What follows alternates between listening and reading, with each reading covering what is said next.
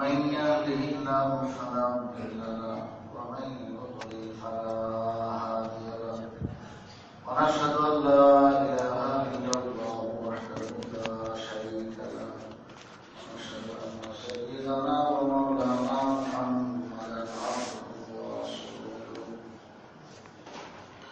أرسله إلى الناس كافة بشيرا ونذيرا وداعيا إلى الله بإذنه وسراجا منيرا أما بعد فقد قال رسول الله صلى الله عليه وسلم إن الله لا يطلع في ليلة النصف من شعبان ويغفر لجميع خلقه إلا لمشرك أو مشاهد. صدق الله مولانا العظيم وصدق رسوله النبي الكريم ونحن على ذلك لمن الشاهدين والشاكرين والحمد لله رب العالمين.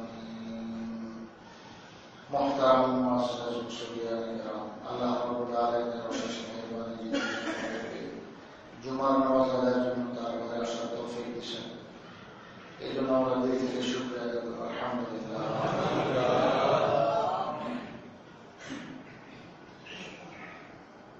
শাবান মাসের আজকে 8তম তারিখ, না 8 তারিখ হয়ে গেছে। হুজুর সাল্লাল্লাহু আলাইহি ওয়াসাল্লাম বিশেষভাবে বলেছেন আশু হিলাল শাবান লিরমাদান, যে রমজানের প্রস্তুতির জন্য, রমজানের হেফাজতের জন্য শাবান মাসের তারিখগুলো তোমরা গণনা করো। এবং রাসূল সাল্লাল্লাহু আলাইহি ওয়াসাল্লামের নিজের আমল ছিল, আম্মা আয়েশা বলেন রাদিয়াল্লাহু আনহা, যে কানা ইয়াতাহাফাজু মিন শাবান ওয়া লা ইয়াতাহাফাজু মিন গায়রিহি। রাসূলুল্লাহ সাল্লাল্লাহু আলাইহি ওয়াসাল্লাম শাবান মাসের 3 তারিখ এত বেশি বলতেন যে কোনো মাসেরটা এরকম বলতেন না। তো শাবান মাস আজকে 8 তারিখ, শুরু হয়েছিল শুক্রবার দিয়ে, শুক্রবার 1 তারিখ ছিল গত শুক্রবার, শেষ হবে শুক্রবার দিয়ে 29তম তারিখ হল শুক্রবার, 29তম দিন। তো শাবান মাস শুক্রবার দিয়ে দ্রুত শেষ হবে, 30শে শাবান শনিবারে শেষ হবে, রবিবার থেকে রোজা। আর যদি 29শে শাবান শুক্রবার শেষ হয় তাহলে শনিবার থেকে রমজানের 1 তারিখ, তার মানে 20 দিন, কম বেশ 20 দিন আমাদের হাতে আছে। এই 20 দিনকে কাজে লাগানোর জন্য রাসূল সাল্লাল্লাহু আলাইহি ওয়াসাল্লাম তাগিদ দিয়েছেন। তো আমরা 3 তারিখও বলতে থাকবো এবং মানসিকভাবে প্রস্তুত হতে থাকবো, কাজকর্ম গুজগাছ করতে থাকবো। শুধু কি জন্য? রমজান মাসটা ইবাদতের মাস, যেন যথাযথ কাজে লাগাইতে পারি। মৌসুম মতো, সময় মতো কাজ না করলে মানুষ বহুত বড় লস খায়। ব্যবসায়ীরা ব্যবসার যে মৌসুম আছে সেই মৌসুমে যদি অলসতা গাফলত করে তাহলে তার ব্যবসা পুরাই মায়। তো এটা নিয়ম। এখন রমজান মাসকে আল্লাহ তাআলা বড় ইবাদতের মৌসুম আর ইবাদতের মাস বানাইছেন। তো এই জন্য সেই সময়টাকে হেফাজত করার বড় তাগিদ আসছে। এবং রমজান মাস আল্লাহ তাআলা মাগফিরাতের মাস, রহমতের মাস বানাইছেন, জাহান্নাম থেকে মুক্তির মাস বানাইছেন। অসংখ্য মানুষকে আল্লাহ তাআলা দিনে রাতে খালি মাফ করতেই থাকে। তো রমজান মাসে তো মুষলধারে আল্লাহ পাকের রহমত বৃষ্টির মতো খালি পড়তে থাকবে। তো উপযুক্ত বানাবার জন্য আল্লাহ তাআলা এই শাবান মাসের মাঝামাঝি যে রাত আছে, মধ্যবর্তী রাত, তার মানে 14 তারিখ দিনগত রাত, এই রাতটাকে আবার বানাইছেন মাগফিরাতের রাত, যে বান্দার সব গুনাহ আমি এই রাতে মাফ করে দিব, খালি সে মাফ চাইলেই। তো ওইটাকে আমরা বলি লাইলাতুল বারাকাত, ফার্সিতে বলে শবে বারাকাত। তো ফার্সি শব্দ সব, সব মানে রাত, আর বরাত মানে মুক্তি। তো মুক্তির, গুনাহ থেকে মুক্তি আর জাহান্নাম থেকে মুক্তি। তো মুক্তির আল্লাহ তাআলা এই রাতে অসংখ্য মানুষকে মাফ করেন। এখন আল্লাহ পাক যেহেতু মাফ করেন, এবং করবেন বলে ঘোষণা দিচ্ছেন। এই জন্য বন্দা মাফ চাওয়া এটা হলো তার কাজ। তাইলে এই লাইলাতুল বরাত, শবে বরাত, এটা হাদিসে প্রমাণিত। এই রাত সম্পর্কে মানুষের অনেক বাড়াবাড়ি এবং অনেক ছাড়াছাড়ি আছে। ভালো করে খেয়াল করবেন। আজকালকার মানুষ আপনারা অনেক বেশি অভ্যস্ত টেলিভিশন দেখা এবং ওখান থেকে দিন শিখে অনেক। এটা একটা বড় সমস্যা। টেলিভিশন দিন শিখার মাধ্যম না, যেটার মধ্যে গান বাদ্য, তামাম সব হারাম কাজ, নাজায়েজ কাজ, ইমান ধ্বংসকারী, ইমান এবং আমল নষ্টকারী যে সমস্ত বেহায়াপনা ওখানে হইতেছে, ওটার থেকে আবার দিন শিখব, এটা আমাদের ভুল সিদ্ধান্ত। ওখান থেকে দিন শিখতে যাবে না। তো অনেক মানুষ ওখানে অনেক আওয়াজ আওয়াজ কে বলে তো চেনে না, বা চিনলে শুধু নামটা জানে, শুনতে শুনতে নামটা মুখস্থ হয়েছে, কিন্তু তার জীবনী পুরো বিস্তারিত তার জানা নাই, কোথায় সে লেখাপড়া করেছে, কার কাছে লেখাপড়া করেছে, কোন লাইনে সে করেছেন, কাদের সহমতে উঠা বসা করেন, তার সহমতে যারা থাকেন তারা কি মুত্তাকি করে, যারা আল্লাহ ভালো মানুষ হইতেছেন না, তারা কোন লাইনে যাইতেছেন, এগুলোর কোনো বালাই নেই, কোনো তাকিদ নাই, কোনো জানাই নেই কিছু, শুধু একটা আওয়াজ শোনা হল। তো ওটার কারণে অনেক মানুষ বিভ্রান্ত। এই লোক একটা। আর একটা ইউটিউব তো আজকাল আছে, মোবাইলে থাকে, ইন্টারনেট থাকে। তো এই নেটের জগতের থেকে অনেক কিছু বয়ান বিষয়ে আমরা শোনায় অভ্যস্ত হয়ে গেছি। এটা ঠিক না। এই তরিকাগুলো গলত তরিকা। রাসূল সাল্লাল্লাহু আলাইহি ওয়াসাল্লাম পরিষ্কার বলে দিয়েছেন, ইয়া আইয়ুহান নাস তাআল্লামু, পরে নিজেই বলতেছেন ইন্নামাল ইলমু বিত-তাআল্লুম, ইলমে দ্বীন আসবে একমাত্র মুআল্লিমের কাছে, উস্তাদের কাছে শিখার দ্বারা। উস্তাদ লাগবে, উস্তাদ ছাড়া নিজে নিজে শেখা যাবে না। ইউটিউব থেকে জানা যাবে না, টেলিভিশন থেকে জানা যাবে না, ইন্টারনেট থেকে ডাউনলোড করে আপনি কিছু পাই যাবেন, এইভাবে এলেও শেখা যাবে না। ওটা তরিকা নয়, পদ্ধতি নয়। এই জন্য কোরআন শরীফে আল্লাহ তাআলা ইহদিনাস সিরাতাল মুস্তাকিম যে কইছেন যে আল্লাহ তুমি সরল সহজ পথ দেখাও, লগে কই দিয়েছেন সিরাতাল লাযিনা আনআমতা আলাইহিম, যে আল্লাহ আপনার অনুগ্রহ প্রাপ্ত লোকদের পথে পরিচালিত করে, অনুগ্রহ প্রাপ্ত লোকদের সঙ্গে আমাকে রাখে। অনুগ্রহ প্রাপ্ত কারণ নবীগণ, সিদ্দিকীন, শুহাদা এবং সালেহীন। নবীগণ সিদ্দিকগণ দুই প্রকার আমরা চিনি। নবী তো নবী, আর সিদ্দিক হল নবীর বিশিষ্ট সাহাবী, বিশেষ সহবত প্রাপ্ত। যেরকম কথা আবু বকর সিদ্দিক রাদিয়াল্লাহু আনহু, এরকম এদেরকে বলে সিদ্দিক। তারপরে শুহাদা, শুহাদা যারা বদরে, উহুদে, কত জায়গায় দ্বীনের জন্য জান দিয়ে ফেলছেন, এই হল শুহাদা। আর হল সালেহীন, প্রত্যেক যুগের নেককার মানুষ যারা, সত্যিকার খাঁটি আল্লাহ ভালো মানুষ, আমলদার, ইমানদার, পাক্কা মুত্তাকি পরহেজগার। তো এর হলো সালেহীন। তো আল্লাহ এদের সঙ্গে আমাকে রাখেন, এটা বলছেন। তো লোক লাগবে, লোকের সঙ্গে থাকা লাগবে। তো নিজে নিজে শিখলে, নিজে নিজে জানতে গেলে এক্সপার্ট ঘটবে। তো ইন্নামাল ইলমু বিত-তাআল্লুম, এই ইন্নামা শব্দ আরবি, এটাকে বলে হরফে কসর, মানে সীমাবদ্ধ করার জন্য এই শব্দটা আনছে। কি অর্থ? একমাত্র ইলমে দ্বীন শিখার একমাত্র ব্যবস্থা হলো উস্তাদের কাছে শিখা। তো একমাত্র মানে কি? আরো দ্বিতীয় আরো কোন সুযোগ আছে? তাহলে তো একমাত্র বলতেন না, এটা রাসূলের কথা। এই জন্য ইলমে দ্বীন শিখতে হলে উস্তাদের কাছে শিখতে হবে, মুআল্লিমের কাছে, শিক্ষকের কাছে বসা দুজন হয়ে আদবের সাথে তার কাছে জানতে হবে, শিখতে হবে। এটাই হলো শিক্ষার মাধ্যম। যাই হোক, আল্লাহ রাসূল সাল্লাল্লাহু আলাইহি ওয়াসাল্লাম আমাদেরকে এই ব্যাপারে কি হিদায়াত দিয়েছেন সেটা আমরা জানবো। তো এখন এই টেলিভিশন আর ইন্টারনেট আর এটা সেটা, এগুলোর থেকে যে ফাঁকা আওয়াজটাই শুনবেন, এই সমস্ত আওয়াজে আপনাকে বিভ্রান্ত করবে।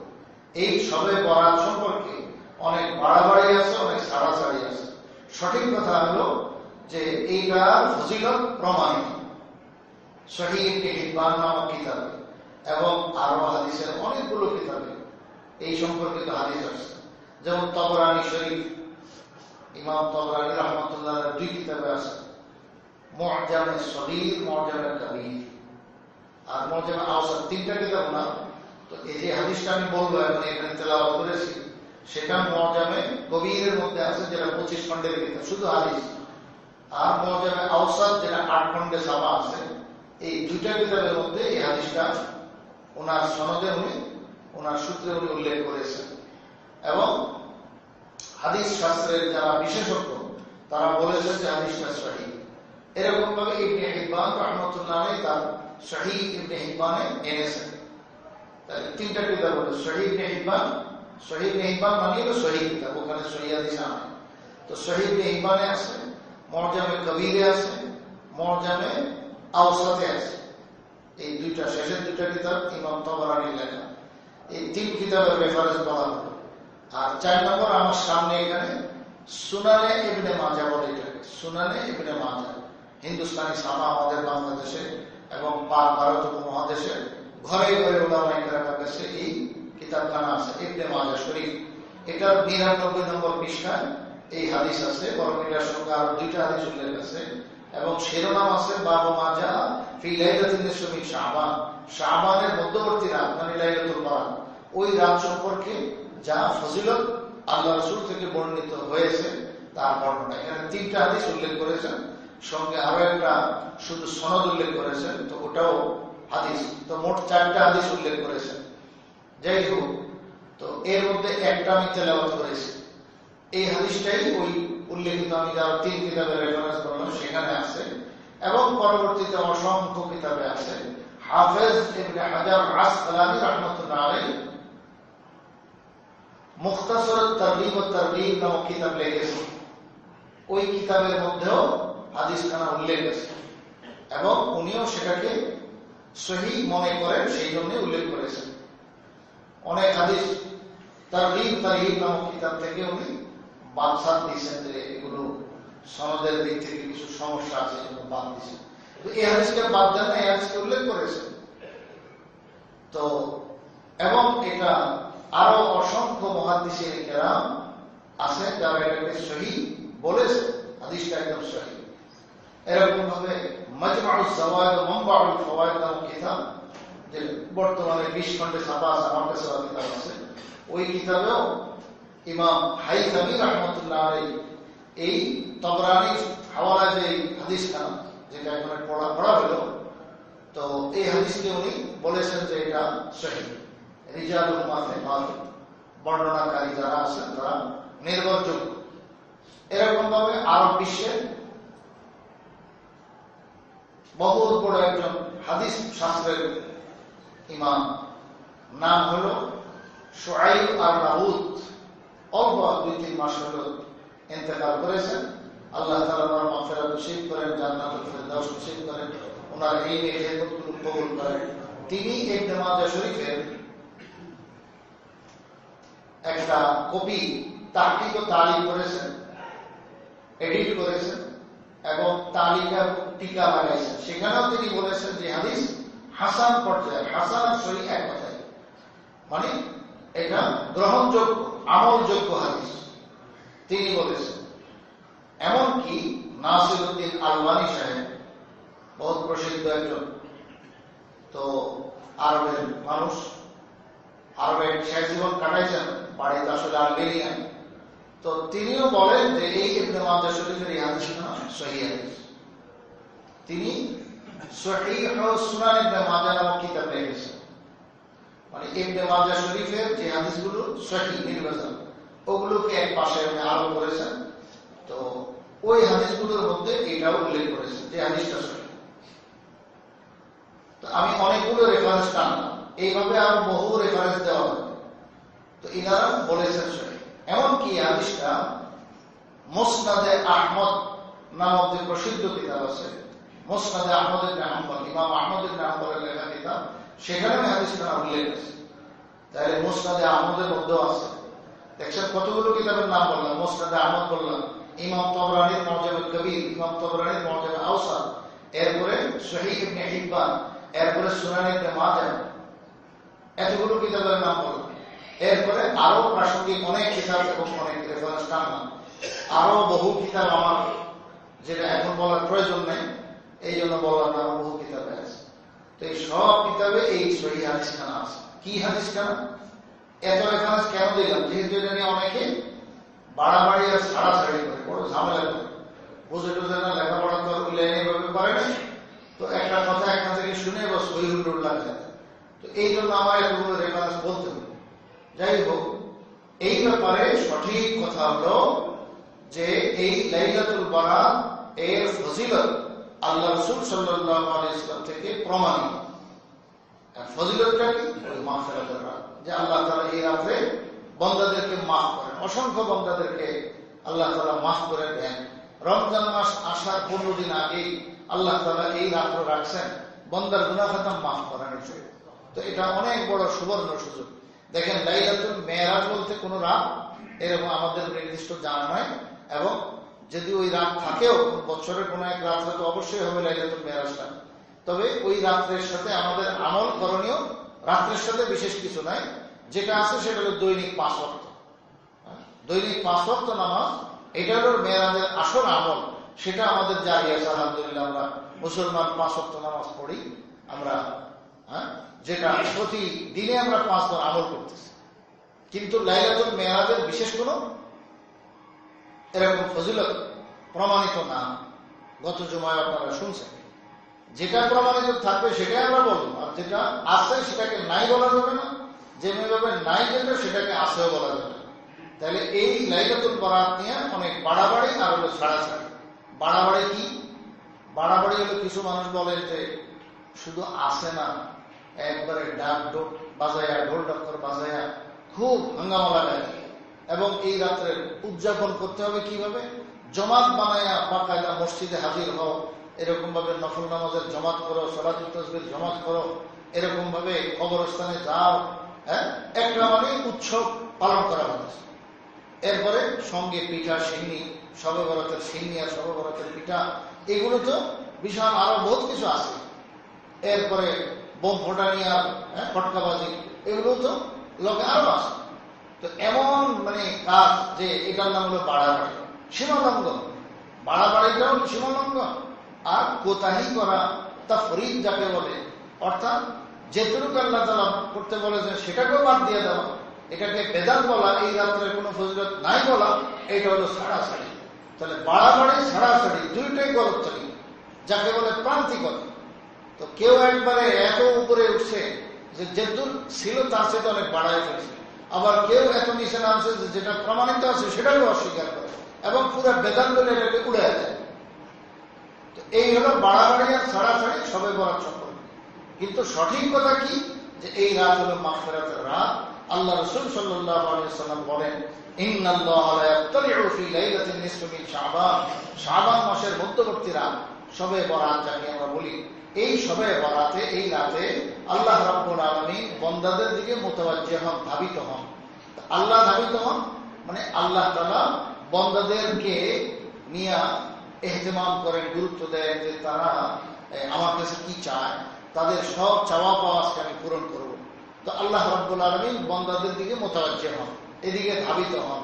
আল্লাহ তাআলা বান্দাদের হালাত দেখেন, এরপরে কি করেন?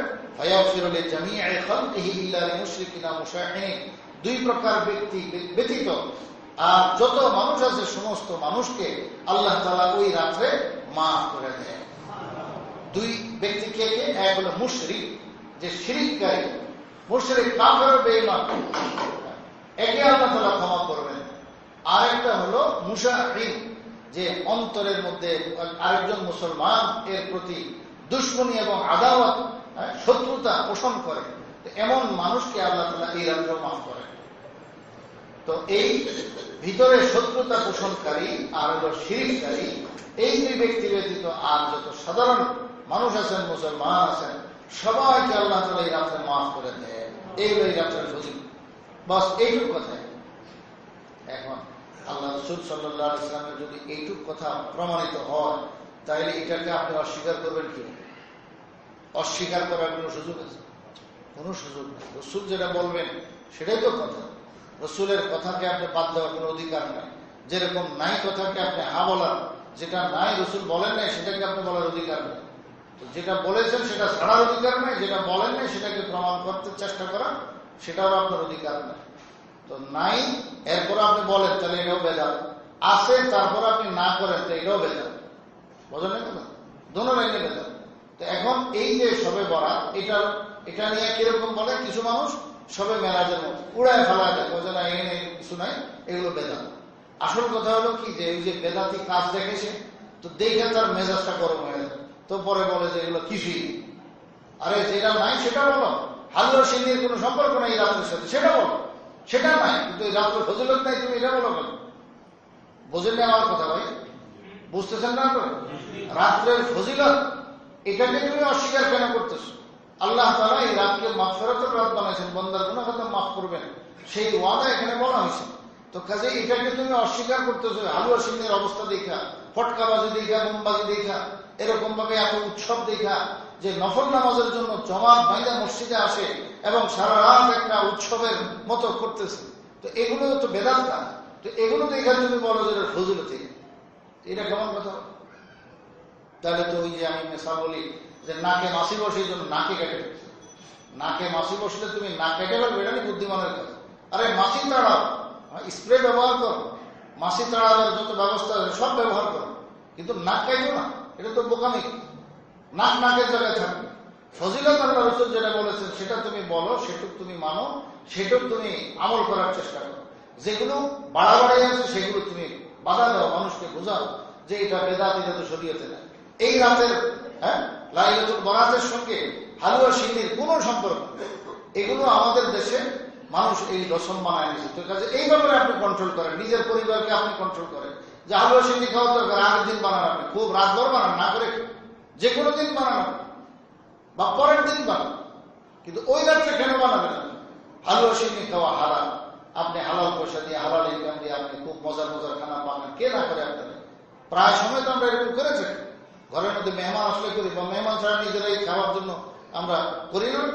তো আপনি যে কোনো সময় করতে পারেন, কিন্তু ওই রাতের লোকে কেন এটা সম্পর্ক? ওই রাতের লোকে হালুয়া সিন্নির কোনো সম্পর্ক নেই। আল্লাহু আকবার। হ্যাঁ, একটা সম্পর্ক, সেটা এইটুকু হইতে পারে যে যেহেতু গুনাহ মাফের রাস্তা হলো রাত, হলো ওই রাত, তো গুনাহ মাফের একটা তরিকা, একটা রাস্তা হলো দান খয়রাত করা। তো দান খয়রাত আপনি করেন, তো দান খয়রাতের জন্য কি হালুয়া সিন্নি বানাইতে হবে?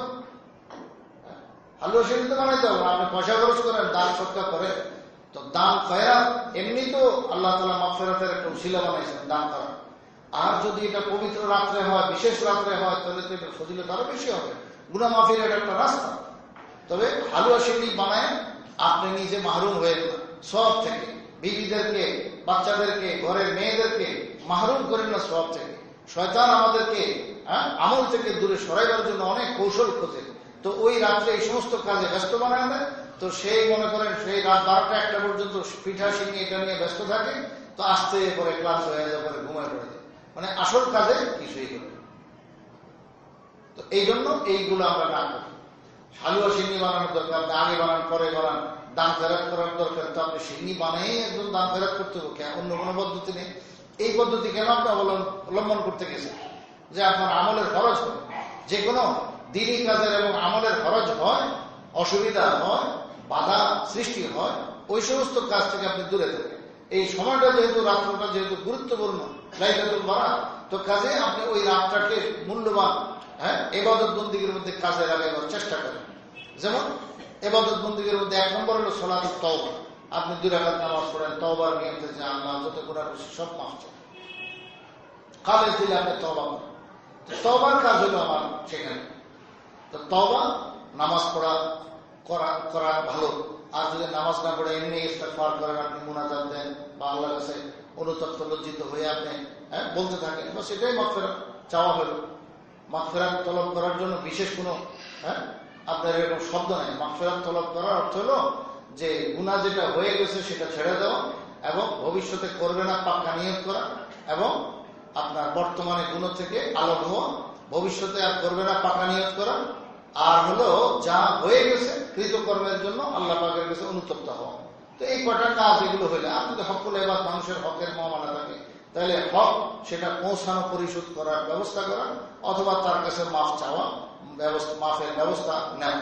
বাস এগুলো করলে তাইলে আমার তওবা হয়ে গেল, গুনাহ থেকে মুক্তি হয়ে গেল। আর আল্লাহ তাআলা এই তওবা কবুল করবেন, এটা আল্লাহ পাকের ওয়াদা আছে। আর এরকম পবিত্র রাত্রে তো আল্লাহ তাআলা মানে রাত বানাইছেন তো কবুল করার জন্য, এমনি তো আল্লাহ কবুল করেন, ওই রাত্রে তারা বেশি কবুল করবেন। তো এই জন্য গুনাহ মাফের যত রাস্তা আছে সব অবলম্বন করা, এরকম ভাবে তাসবিহ তাহলিল আদায় করা, আস্তাগফিরুল্লাহ মুখে বলা দিল থেকে, এরকম ভাবে আপনার কোরআনে পাকের তেলাওয়াত করা, এরকম ভাবে আরো ওই যে দান সৎকার কথা বললাম সেটাও করা যেতে পারে। এইভাবে আরো যদি আমল করতে মনে চায়, আপনি যত জায়েজ আমল, ভালো আমল, নেক আমল সবগুলো আপনি করতে পারেন। এবং লম্বা লম্বা নামাজ পড়া, এগুলো তাবেঈনদের থেকে বর্ণিত আছে, এবং সলাফের অনেক বড় বড় বুজুর্গানে দিন থেকে আছে যে এই রাত্রে অনেক লম্বা লম্বা রুকু সিজদা করতেন, লম্বা লম্বা নামাজ পড়তেন, অনেক লম্বা কেরাত। বলে হুজুর আমি তো হাফেজ না, আমি তো লম্বা কেরাত তো জানি না। তো আপনি যেটুকু জানেন ওইটুকু করে বারবার পড়েন, ওইটুকু করে বারবার পড়েন, তাইলে তো কেরাত লম্বা হবে। নফল নামাজে একই সুরে বারবার পড়া যায়। তো এইভাবে আপনি পড়ে একটু কেরাত দীর্ঘায়িত করেন। এইভাবে আপনি আপনার সেই তুলুয়ে ফজর পর্যন্ত, ফজর সুবে সাদেক পর্যন্ত আপনি এই সমস্ত আমলে মশগুল থাকতে পারেন। তো এটা হলো মাগফিরাতের একটা রাস্তা। তবে খবরদার এশার নামাজ, ফজর নামাজ তাকবীরুল্লাহ যেন না ছুটে। যদি তাকবীরুল্লাহ ছুটে বা জামাত ছুটে বা নামাজে যদি নাউজুবিল্লাহ কাজা হয়ে যায়, তাইলে এই রাত্রের ফজিলত থেকে আপনি পুরাই মাহরুম হয়ে গেলেন। সারা রাত আপনি নফল ইবাদত করে ফজরের সময় গায়ে কোনো লাভ নেই, কোনো অর্থ নেই। এই জন্য এগুলো হলো মনে রাখবেন ব্যক্তিগত আমল। এখানে জামাত বাইদা কাজ করার জন্য আল্লাহ তাআলা আমাদেরকে হুকুম দেন নাই, রাসূল আমাদেরকে শিখান। এটা হলো সম্পূর্ণ ব্যক্তিগত আমল। রাসূল সাল্লাল্লাহু আলাইহি ওয়াসাল্লাম আম্মাজান আয়েশার ঘরে একদিন ছিলেন এই লাইলাতুল ইসরা শাবানে, পরে থাইকা হুজুর সাল্লাল্লাহু আলাইহি ওয়াসাল্লাম এশার পরে উঠে গেছেন, যায় জান্নাতুল বাকিতে দোয়াতে মশগুল ছিলেন। এই অবস্থায় কি আম্মাজান আয়েশা পাইছেন। লম্বা কাহিনী, আমি এত কাহিনী বলার মকসুদ না। তো সারমর্মে রাসূল ব্যক্তিগতভাবে আমল করেছেন এবং কবরস্থানে গিয়ে দোয়া করেছেন। তো এটা একবারই করেছেন পাওয়া যায়, আর বেশি পাওয়া যায় না। এই জন্য আমরা যদি জীবনে একবারও করি তো আমল হয়ে গেছে। এরকম প্রত্যেক শবে বরাতে কবরস্থানে যাওয়ার কোনো জরুরি যাওয়া লাগবে না, যাওয়া কোনো সুন্নত তরিকা না। রাসূল একবার করছেন, তো আমরা যদি করি একবার করলে হয়ে গেল। আপনি জীবনে একবার করলে তো হয়ে গেল। গত বছর গেছেন তো এবার যাই না, বা আরো 2 বছর আগে গেছেন তার যাই না, একবার গেলে হয়ে গেল। বা যদি এবার যান, কথার কথা শবে বরাতে এসে আপনি কবরস্থানে দোয়ার জন্য যান, মাগফিরাতের দোয়া দিবেন, তাদেরকে মাগফিরাতের দোয়া করবেন নিজের মুরব্বীদের জন্য। তো আপনি যাইতে পারেন, কিন্তু নিয়ত রাখেন যে সামনে যাবেন।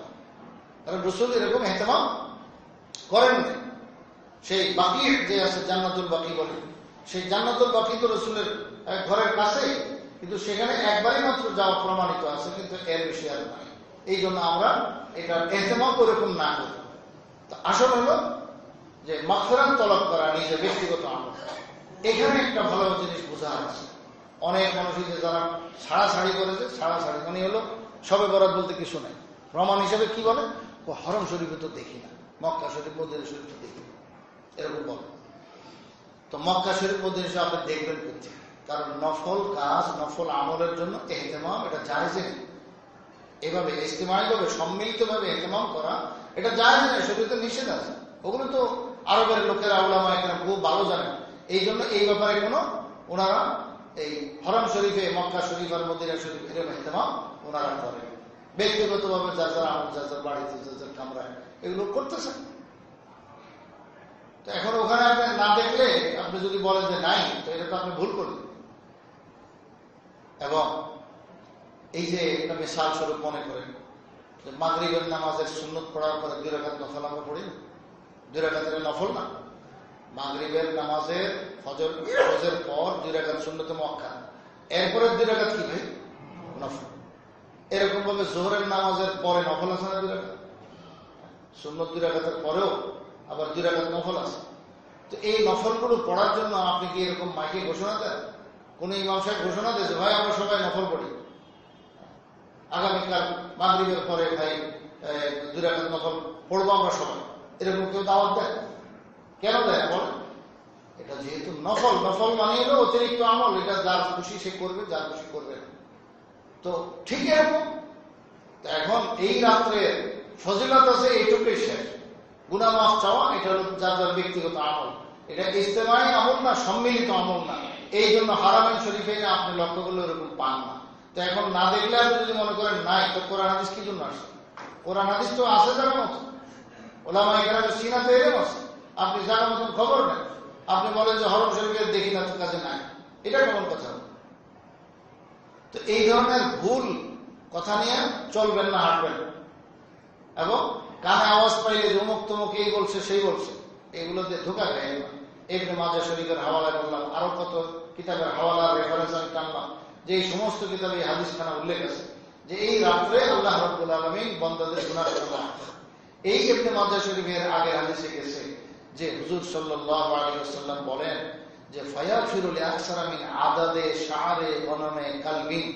বনু কালব নামক একটা গোত্র আছে আরবে, যারা বেশি ছাগল, দুম্বা, ভেড়া এগুলো পালত। তো ছাগল, ভেড়া, দুম্বা ওদের একদম হাজার না লাখ লাখ থাকতো। পুরা গোত্রের মধ্যে লাখ কোটি ছাগল আর ভেড়া, দুম্বা এগুলো থাকতো। তারা আরবের মধ্যে প্রসিদ্ধ ছিল ছাগল, ভেড়া, দুম্বা পালার মধ্যে, বড় পাকা পটু ছিল। তো ওদের কাছে ছাগল, ভেড়া, দুম্বা এগুলোর যেহেতু সংখ্যা অনেক বেশি, হুজুর সাল্লাল্লাহু আলাইহি ওয়াসাল্লাম এই কথা বুঝাইবার জন্য যে আল্লাহ কি পরিমাণ মানুষকে মাফ করে, মিসাল তুলনা দিচ্ছেন ওদের সেই ছাগলের পশমের সাথে। যে কালব নামক গোত্রের যে পরিমাণ ছাগল আছে, ভেড়া, দুম্বা আছে, এগুলোর গায়ে যে পরিমাণ পশম আছে, এই পরিমাণ মুসলমানকে আল্লাহ তাআলা এই রাত্রে মাফ করে। এটা অনেক বড় কথা। এত অসংখ্য মানুষকে যখন আল্লাহ মাফ করবেন, তো আমি একটু যদি ইহতেমাম করি, আল্লাহর কাছে মাফ চাই ওই রাত্রে, তো আল্লাহকে আমার মাফ করবেন না? অবশ্যই সেই মাফের যে ঘোষণা, সেই ঘোষণার ভিতরে আমি, ঘোষণার আওতায় আমি আসে তো আল্লাহ আমাকেও মাফ করে দেবে। তো বাস এই আমল করতে হবে। এটা হলো ব্যক্তিগত আমল, ইজতেমাই আমল না, সম্মিলিত আমল না। কাজে এখানে টাকাটাকির কোনো মাসলা নেই। এরপর হলো রোজার মাসলা। রোজা এমনিতেই শাবান মাসে আল্লাহ রাসূল সাল্লাল্লাহু আলাইহি ওয়াসাল্লাম প্রায় পুরা মাস ব্যাপী নফল রোজা রাখতেন। এটা একটা বড় ব্যাপারও আছে যে রমজান মাস আসলে যাতে হঠাৎ করে রোজা, হঠাৎ করে গাড়ি ব্রেক করলে যেরকম উল্টে পড়ে যায়, চক্কর হয়। তো আমাদেরও তো এরকম হয়ে যায় যে 12 মাস 11 মাস খাইয়া এত অভ্যস্ত যে এখনো চলতেই আছে বেরোজা বেরোজা বেরোজা। যেই রোজা আসলো পরের দিন বস ব্রেক। এখন দেখা যায় দুপুরবেলা হাইরে অস্থিরতা, পেরেশানি, পানি পিপাসা লাগে, পান খেতে মন চায়, একটু চা খেতে মন চায়, কত রকমের মনের অবস্থা। কিন্তু যদি আগের থেকে কিছু রোজা রাখা হয়, তাহলে ওই রোজা রাখতে রাখতে অভ্যাস হয়ে যায়। যেমনি ভাবে রমজান শেষ হয়ে গেলে ঈদের দিনে অনেক মানুষ জোহরের নামাজে রুজু করতে গেলে খুব ডরে ডরে রুজু করে, আল্লাহরের নাকের ভিতরে কি পানি চলে গেল, আরে ভুলে কোনো খাইয়ে ফেলে, পরে মানে আরে আসলে নেই রোজা তো গেল। এই অভ্যাসটা কয়েকদিন কিন্তু বাকি থাকে, খেয়াল করছেন না? কিংবা ঈদের পরে এমন হয় না আপনাদের? অনেক সতর্ক সতর্ক হয়ে অনেক সময় ঘরের মধ্যে খানা আছে কিন্তু খায় না। কেন? ভাবতেছে রোজা, পরে আরে ঈদ যে হয়ে গেল, আমার তো খেয়ালই নেই, আজকে তো রোজা তো আর নেই, তো চলো খাই, এরকম। তো এটা হলো অভ্যাস।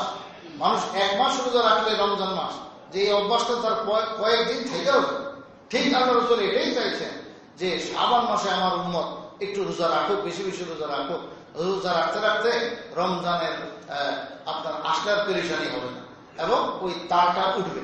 রোজা রাখার যে একটা তাল আছে, না খেয়ে থাকার যে একটা তাল আছে, সেই তালটা উঠলে তো আমলের মধ্যে শখ লাগে, খুব ভালো লাগে, পেরেশানি হয় না। আর নাহলে তো কালকে রাত্রে সেহরি খেয়েছি, এখন শরীর একদম ক্লান্ত, ঘুম হয় নাই, ঘুম কিছু কম হয়েছে, একবারে মানে চিত হয়ে পড়ে থাকে, আমলের কোনো খবর। মসজিদও হাজির হইতে পারতেছে না, কেন? রোজা রেখে ক্লান্ত হয়ে গেছে। সুবহানাল্লাহ। তো রমজান মাস দিছেন তো আল্লাহ তাআলা আমলের বেশি ইহতেমাম করার জন্য। এখন রোজা রেখে বলতাম শুয়ে আছে কামরার মধ্যে, ঘরের মধ্যে, যে ক্লান্ত। এই জন্য শাবান মাসে বেশি বেশি নফল রোজা রাখতে গেছে। তো এখন শাবান মাসে নফল রোজা রাখা এটা আলাদা হুকুম। এমনকি আম্মা জান আয়েশা রাদিয়াল্লাহু তাআলা বলেন যে আমাদের যে মেয়ে মানুষ হিসাবে রমজানের কিছু রোজা ভাঙত, এই ভাঙতি রোজাগুলো আমরা পুরা 11 মাস সুযোগ পাইতাম না রাখার। শাওয়াল গেছে, রমজানে করে কি ভাই, শাওয়াল, এইভাবে জিল আদা, জিল হজ, এইভাবে মুহররম, সফর হইতে আরম্ভ করে রজব পর্যন্ত 11 মাস গেছে। তো আমরা এই রোজাগুলো কাজা করার সুযোগ পাই না। যে শাবান মাস আসছে এইবার সুযোগ পাই গেছে। কেন পাইছি? কারণ হুজুর সাল্লাল্লাহু আলাইহি ওয়াসাল্লাম অন্য মাসে তো রোজা রাখতেন, কিন্তু শাবান মাস প্রায় পুরা মাস ব্যাপী রোজা রাখতেন। তো পুরা মাসব্যাপী রোজা রাখার কারণে আমরাও সুযোগ পাই যেতাম, আমরা রাসূলের বিবিগণ আমরা এই শাবান মাসে রোজা মানতে রোজাগুলো আমরা কাজা করে ফেলতাম। এই হলো বিষয়। আল্লাহু আকবার। হুজুর সাল্লাল্লাহু আলাইহি ওয়াসাল্লাম তবে উম্মতের জন্য একটু কথা বলছেন যে যখন রোজা ঘনায় যাবে 1-2 দিন গ্যাপ দাও, 1-2 দিন হাতে রাখো।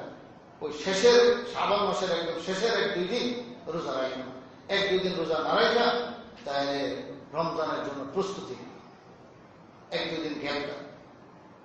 এই ছাড়া বাকি পুরা শাবান মাসে রোজা রাখতে বলছেন। কত তাকিদ আছে হাদিসে, অসংখ্য হাদিস আছে এই ব্যাপারে। তো এই জন্য শাবান মাসে রোজা বেশি রাখা চাই। এর মধ্যে বলেন যে শবে বরাত যে দিনটা পড়বে, মানে 15তম দিন, 15 তারিখ, শাবানের 15 তারিখ, তো সেটা কি শাবানের একটা দিন না? তো শাবান মাস পুরা মাসে রোজা রাখার একটা তাকিদ আছে। এর মধ্যে 15তম তারিখটাও তো শাবানের একটা তারিখ, তাদের রোজা রাখলে সমস্যা নেই, রোজা রাখাই চাই, কেউ রাখতে বলে ভালো। সঙ্গে আরো ব্যাপার আছে, আইয়ামে 20 মানে হলো প্রতি চন্দ্র মাসের 3 দিন, 13, 14, 15, কদিন?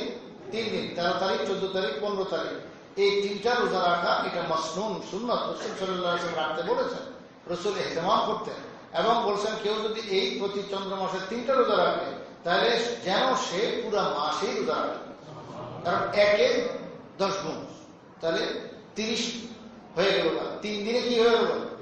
30টা রোজা হয়ে গেল, 10 গুণ করে। তাই এই আইয়ামে 20 এর রোজা, এখানে আইয়ামে 20 বলে শরীয়তের পরিভাষা। তো 13 তারিখ, 14 তারিখ, 15 তারিখ এই 3 দিন রোজা রাখা শরীয়তে আলোক হুকুম আছে, বিধান আছে। তো যদি এই আপনার শাবান মাসের সেই 15 তারিখে রাখেন তাহলে তো কি হলো? সে আইয়ামে 20 এর অন্তর্ভুক্ত হলো। তো আইয়ামে 20 এর অন্তর্ভুক্ত হইলো, শাবান মাসে রোজা রাখার ইহতিমাম করতে বলছে সেই হিসাবেও হইল। তো আর সামান্য দুর্বল সূত্রে পাওয়া যায় যে আল্লাহ রাসূল ওই দিন রোজা রাখতেও বলেছেন, সেটাও এর সঙ্গে যোগ হয়ে গেছে। তো এই সব মিলে রোজা রাখলে ভালো। তা এখন শুধু যদি শাবানের সেই 15 তারিখ রোজা রাখতে পারে, আর যদি বেশি ভালো হবে যে 13 তারিখও রাখলো, 14 তারিখও রাখলো, পরে 15 তারিখও রাখলো, এই 3টাই রাখি না আমরা কোনো সময়। তবে এরপরেও শেষ কথা হলো যে এটা নফল কাজ।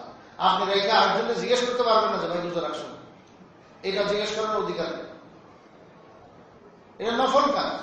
আপনি আরেকজনকে বলেন, আপনি আপনার ঘরের যাদের উপরে আপনার অধিকার আছে, আপনার অধীনস্থ, এদেরকে আপনি উৎসাহ দিতে পারেন যে এই নফল রোজা রাখা আছে, আমি তো রাখবো, তোরা রাখবি। এটা হলো ঘরোয়া ব্যাপার, আপনি আপনার ঘরে করতে পারেন, কিন্তু মসজিদে না, সমাজে না, আরেকজনের কাছে না, দোকান পাটে ব্যবসা বাণিজ্যের জায়গায় বসে না যে ভাই রোজা রাখছেন, ভাই রোজা রাখছেন, হুজুর আপনি রোজা রাখছেন, এরকম তাহকিক করে গেছে। তো এটা নিষেধ। যেমনি ভাবে যে ওই যে বললাম জোহরের নামাজের 2 রাকাত নফল আছে, মাগরিবের 2 রাকাত নফল আছে, আপনি মসজিদে বাইরে জিজ্ঞেস করলেন 2 রাকাত নফল পড়ছিলেন, 2 রাকাত নফল পড়ছিলেন, এটা কেউ জিজ্ঞেস করে? এবং জিজ্ঞেস করে জায়েজ আছে বলেন? জায়েজ নাই। এবং কেউ জিজ্ঞেসও করে, যে ধরনের ব্যক্তিগত আমল, ভাই আপনি কোশ্চেন করেন, ভালো কথা, আপনি আমারও জিজ্ঞেস করেন। আর জিজ্ঞেস করার মধ্যে একতলা না যায়, জিজ্ঞেস করাই যায় নাই, সঙ্গে আরেকটা খারাপই আছে, আপনার বদগুমানি হবে, আরেকজনের প্রতি বদগুমানি এবং নিজের ভিতরে কিবির, রজুব, এগুলো আসবে।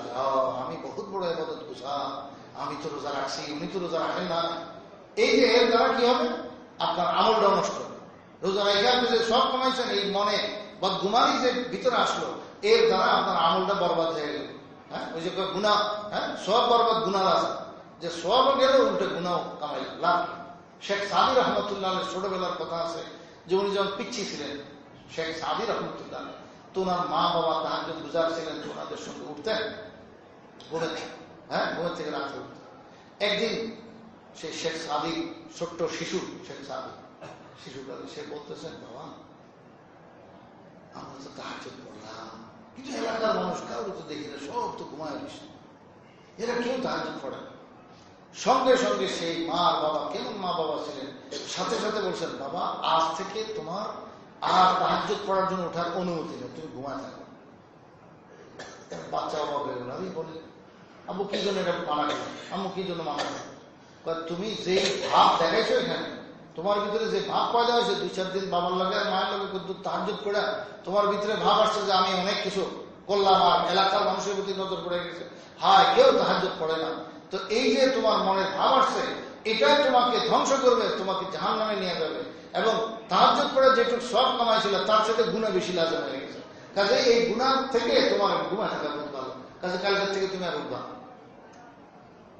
আসলেই তো বহুত বড় ইবরত আর নসিহত থেকে। তো এই জন্য নফল আমল আপনি করে আরেকজনকে জিজ্ঞেস করবেন, আরেকজনের খবর নিতে যায় না, এটা ঠিক না। আল্লাহু আকবার। তাইলে আমরা রোজা রাখতে পারি। এরকম ভাবে রাত্রে জাগ্রত থেকে ইবাদতবন্দিকে আপনি করতে পারেন, গুনাহ খাতা মাফের রাত্র যেহেতু। তবে ব্যক্তিগত আমল আপনি আপনার জায়গা মতন করেন। মসজিদ অনেক সময় খোলায় থাকে, তো মসজিদে আইলে নিষেধ তো নাই, বাধা তো নাই, কিন্তু উত্তম হলো নফল ইবাদতের জন্য নিজের কামরা, নিজের ঘর। রাসূল সাল্লাল্লাহু আলাইহি ওয়াসাল্লাম পরিষ্কার বলেছেন যে তোমরা তোমাদের ঘরকে কবরস্থান বানায় না, যে কবরস্থানে আপনার কোনো ইবাদতবন্দি কিছু। কবরের মধ্যে হাজারো মানুষ, আপনি বড় বড় আজিমপুর কবরস্থানে যান, সেই হাজারো মানুষের কবর লাশ সেখানে আছে, কিন্তু কেউ তো কোনো আল্লাহ বিল্লাহ করেনেওয়ালা নাই, কোরআন তেলাওয়াতকারী নাই, নামাজ পড়নেওয়ালা নাই, সব মাটির নিচে সব। তোমরা তোমাদের ঘরকে এরকম মাকাবের আর কবরস্থান বানায় না, মানে হলো ইবাদত করা হয় না এমন বানায় না। কি অর্থ? ইবাদত করো, জিকির আজকার, নামাজ তেলাওয়াত এগুলো করো। কোনগুলো করবে? নফল। এটা অর্থই হলো নফল আমলগুলো। তো নফল তেলাওয়াত, তোমার তেলাওয়াত তুমি ঘরে করো, নফল নামাজ তুমি ঘরে করো, এরকম ভাবে ঘরের পরিবেশ বানাও। এর দ্বারা অনেক খায় বরকত আছে। মসজিদে আসা হলো ফরজ নামাজের জন্য, ফরজ আমলের জন্য, ইজতেমাই কোনো আমলের জন্য। এই যে তেমাই সমষ্টিগত যে আমল আছে সেগুলো ছাড়া মসজিদে তো আসতে বলা হয়। নফল আমলের জন্য মসজিদে আসে না। হ্যাঁ, ফরজ আদায়ের জন্য আসছে, সঙ্গে নফলও করতেছে, সেটা আরেক কথা, কিন্তু নফল পড়ার জন্য তো মসজিদে কেউ আসে। তো এগুলো হলো ব্যক্তিগত আমল। এবং এর সঙ্গে আরো বড় যে বাড়াবাড়ি বলছিলাম যে অনেক বেদাত খুরাফাত করে, অনেক মসজিদকে সাজানো হয়। এটা কোনটা? আলোকসজ্জা কেন করা হয়? ওই রাত্রে আলোকসজ্জা করার কথা কোন হাদিসে আছে, কোথায় আছে? তো এগুলো হলো বাড়াবাড়ি। তো মসজিদকে সাজানো, ধুমধাম করা, এগুলো ঠিক না। এবং সিন্নি বিতরণের কথা হয় যে মসজিদে অনেক সময় হাঙ্গামা, বাস একদম জমাতের সাথে এরকম মানুষ হাজির হয়, এরপরে সিন্নি, বিরিয়ানি, এটা সেটা, মিষ্টি বিতরণ, আরো কত কি হাঙ্গামা। কেন এগুলো আমরা করি? এগুলো তো এই রাত্রে আমল না। বলে ওই যে দান খয়রাত করবো, দান খয়রাত আপনি এভাবে করবেন কেন?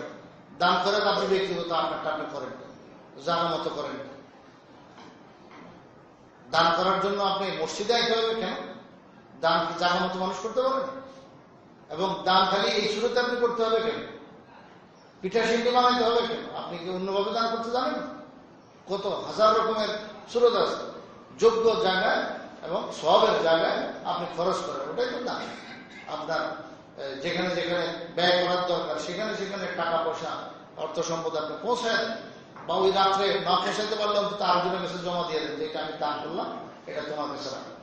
কথার কথা, আপনি উপযুক্ত পাত্রে পৌঁছাইতে পারলেন না, তো এখন আপনি রাখেন বা নিজের পকেটের মধ্যে আলো করে ছুঁয়ে দেন, এটাই দান হয়ে গেল। ওই রাত্রে সব আপনি পেয়ে যাবেন, পরে আপনি জানার মতো পৌঁছাই। এই জন্য আমরা বাড়াবাড়ি এবং ছাড়াছাড়ি এই দুই কাজ থেকে আমরা বিরত থাকি। হারামাই শরীফে কেন আপনি দেখেন না কিছু? ওই যে বললাম, যেহেতু এটা ব্যক্তিগত আমল, তো এই জন্য আপনি আলাদা কি দেখেন? ওখানে দেখবেন এশার নামাজের জমাত হইতেছে, আর রাত পহাইলে ফজরের নামাজের জমাত হইতেছে, বস।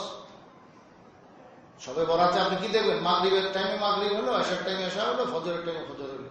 আর কোনো ঘোষণা নয়, কিছুই নেই। কারণ নফল আমলের জন্য এরকম কোনো ঘোষণা নেই, শরীয়তে এটা বিধান নাই।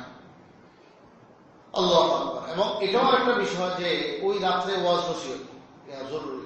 ওই রাত্রের ওয়াজ কি আগে করা যায়? যেমন এই যে এখন শুনে ফেলতেছেন, কাজে ওই রাত্রে আবার ওয়াজ করতে হবে, এটা কোনো জরুরি? কোনো জরুরি। ওটাও একটা সমষ্টিগত রূপ ধারণ করে।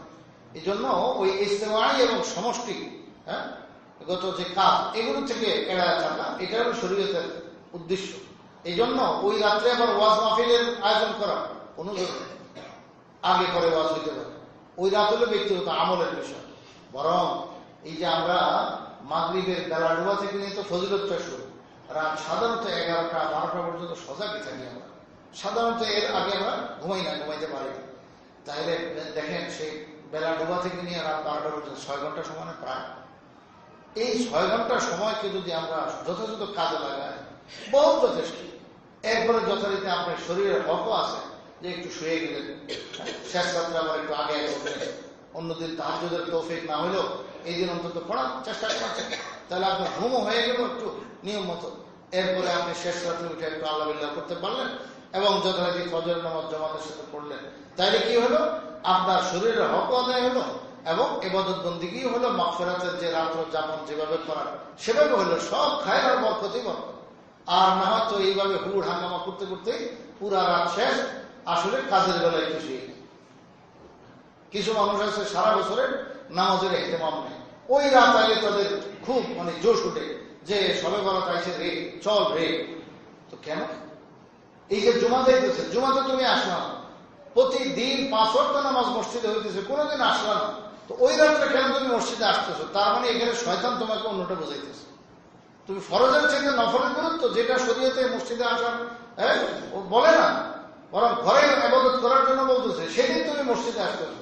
আর 5 ওয়াক্ত নামাজে যে হাইয়া আলাস সালাহ হাইয়া আলাস ফালাহ ডাকা হইতেছে, যে নামাজ আসো, নামাজের জন্য আসো, নামাজের জন্য আসো, খায়রের জন্য আসো, দুনিয়া এবং আখিরাতের কামিয়াবির জন্য, কল্যাণের দিকে আসো, এই যে মুয়াজ্জিন সাহেব আমরা ডাকতেছেন, কোনোদিন তো সেটা সাড়া দিল না। সাড়া দেওয়া মানে মুখে জবাব দেওয়া না, সাড়া দেওয়া মানে মসজিদে উপস্থিত হওয়া, হাজির হওয়া, জামাতে শরীক হয়ে নামাজ পড়া, সেটা তো তুমি করলে না। কিন্তু সবে বরাত তাইও করে তোমার দেখা গেল যে একবারে খুব ইহতিমাম ব্যাপারটা। এই জন্য ঢাকার এক হুজুর ছিলেন মওলানা আব্দুল গাফফার সাহেব, বহুত বড় বক্তা ছিলেন, লালবাগের মধ্যে ছিলেন। সেই হুজুর পোস্তগোলাতে ওনার অনেক বয়ান শুনছিলাম, একদিন উনি হাসতে হাসতে মজা করে বলছিল যে কিছু মানুষ আমরা দেখি এরকম যে সারা বছর নামাজের ইহতিমাম নাই, হ্যাঁ, তো এই সমস্ত রাত আসলে যেমন সবে বরাত আসলে দেখা যায় খুব ভিড় ভাট্টা মসজিদে লাগায় এবং আয়সা বলে হুজুর নিয়তটা করে দেন। তো হুজুরে খুব মজা করে শুনেছিলেন আমরে, আমি নিয়ত একবার শিখাইলাম, নিয়ত কয় এরকম, নাওয়াইতু আন উসাল্লিয়া লিল্লাহি তাআলা রাকাতায় সলাতিল বছরে। বোঝেননি বাংলায়? যে 2 রাকাত নিয়ত করলাম নামাজ, কিসের নামাজ? যে পুরা বছরের নামাজ। তো সারা বছর তো নামাজ পড়বি না, 2 রাকাত পড়া লেগে খালি আইসব, তো নিয়ত কর যে নাওয়াইতু আন উসাল্লিয়া লিল্লাহি তাআলা রাকাতায় সলাতিল বছরে, বছরকার 2 রাকাত নামাজ আল্লাহ বাস পড়ো। তো হাসাবে না, আসল তো হাসার নয়, দিলের দুঃখ আর ব্যথাটা এইভাবে প্রকাশ করলেন যে আল্লাহর বান্দা সারাটা বছর করে সেই মেরাজের আমল আছে, তুমি সেই আমলের কোনো খোঁজ খবর নাই, ওই সবে মেরাজ বলতে তো কোনো কিছু এরকম পালন করার নাই, সেই রাত্রে আইলা আর সবে পড়াতে খালি হাতে দিলে মাগফিরাতের জন্য, তো সারা বছরে মদত করলো না, এই রাত্রে 2 রাকাত পড়বা, তাও মসজিদে আইসা, হ্যাঁ, এরকম হাঙ্গামা করে ইজতিমাই ভাবে, ঐক্য ভাবে, তো এটাকে শরীয়তে চায়। তো কাজেই এইভাবে তুমি করতেছো, তার মানে আজকের পরে আর তোমার পাওয়া যাবে না, আজকের আগে যেমন পাওয়া যায়নি, আজকের এই রাত্রের পরে আর তোমার পাওয়া যাবে না, বরং ওই রাত্রের ফজরও পাওয়া যায় না। ওই হুড়াহাঙ্গামা করতে করতে ক্লান্ত হয়ে যায়, তো শেষে বাসায় গিয়ে ঘুমাই থাকে। তো এই যদি হয় তাহলে তো তুমি সলাতুল বছরই পড়লাম, 2 রাকাত পড়লাম বছরকার নামাজ, এই ছাড়া কি?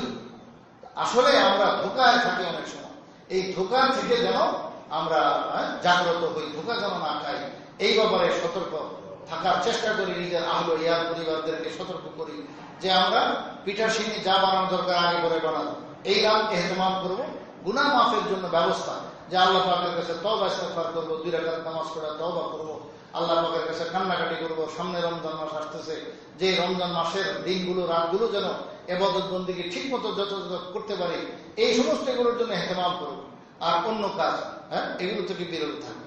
এবং নফল রোজা, এটা এমনি নফল, আপনি রাখতে পারলে বহুত ভালো, তবে রাইখা আরেকজনকে আবার জিজ্ঞাসা করবেন না, নিজেরটা আপনি নিজে করেন না, একা একা ব্যক্তিগতভাবে আমল করেন।